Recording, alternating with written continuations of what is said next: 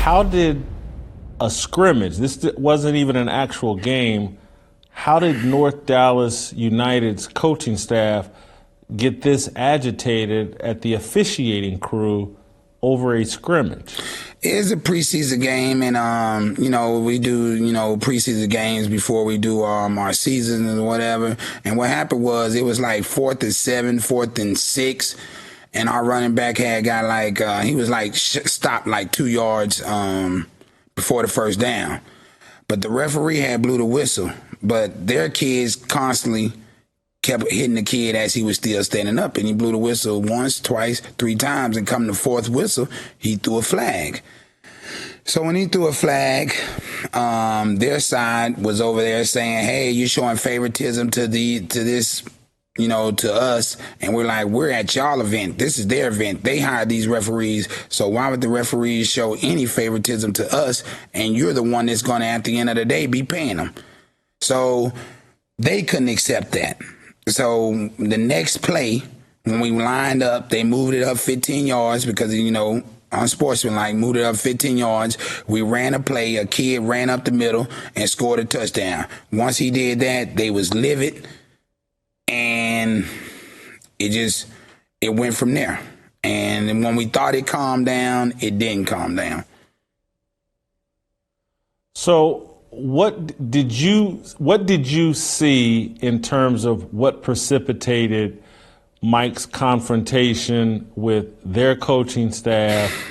It sounds Mike's son was the quarterback. It was his football that was left out on the field that Mike was trying to retrieve.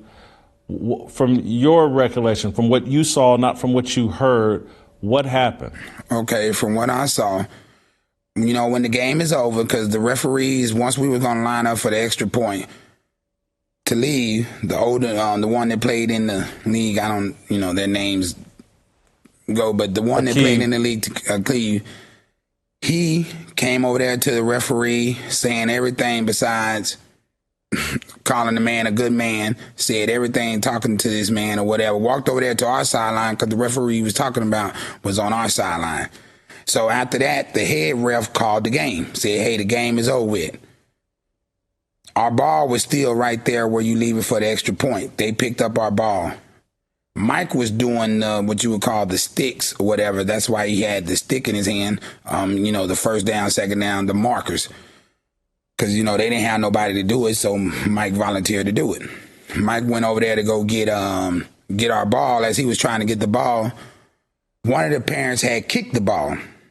Mike was still trying to retrieve it. And as he got the ball or whatever, and he was walking back through them, they were talking, Mike was talking. Next thing you know, they started pushing and shoving. Mike was trying to do everything he can to defend himself. We was at the 50 because that's what we do after every game. We line up at the 50, when the game is over and we go shake hands. So we were still at the 50. They were more or less up there about the 25 or the 20-yard line. When we saw that there was, a tussle going on and they was getting after Coach Mike, our coaching staff started heading that direction. As we start heading that direction, you can see the brother out of his waist pull the gun out, and never in my wildest dreams did I ever think he was going to actually shoot it. I hadn't seen a gun before, but never in my wildest dreams when I saw that gun did I think he was going to shoot it. As he pulled it out and we run up, next thing you know, you hear, "Dah, dah, dah." Everybody on our side ran back, ran out, to try to get out of the way, to get the kids out of the way, to get the kids, and it was about a good between 3 to 5 shots. After we got the kids and people was taking the kids to the parking lot, because the parking lot was every bit about 100 to 200 yards away from where our cars was. So we were getting the kids over there. We come back, Mike is laying on the ground. Did you see obviously everybody seems to have a consistent story about Aqib walking across the field, engaging with the referees, bantering back and forth with the referees. Heath Mays says he saw Aqib take a swing at Mike Hickmon. Did you see that? Yes, he swung.